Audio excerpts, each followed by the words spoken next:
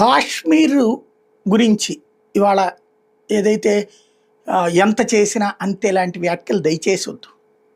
కాశ్మీర్‌కి గతంలో ఓ 25 ఏళ్ల క్రితం వెళ్ళినోళ్ళకి, ఇవాళ వెళ్ళిన వాళ్ళకి చూడండి తేడా కనబడుతది. పెహల్గామ్ ఇన్సిడెంట్ వాడు కావాలని చేశాడు. కాశ్మీర్ రెప్యుటేషన్ దెబ్బతీయాలని చేశాడు. కాశ్మీర్‌కి భారత ప్రజలు వెళ్ళకూడదని చేశాడు.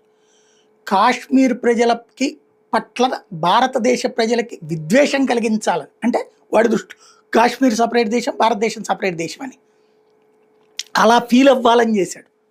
బట్ కాశ్మీర్ ప్రజల పట్ల భారత ప్రజలు ఎవ్వరూ వ్యతిరేకత వ్యక్తం చేయలేదు. ఇది గుర్తుపెట్టుకోవాలి. అది పాకిస్తాన్ దుశ్చర్యగానే చూశారన్నది గుర్తుపెట్టుకోవాలి. అలాగే టూరిస్టులు మళ్ళీ పుంజుకున్నారన్నది గుర్తుపెట్టుకోవాలి.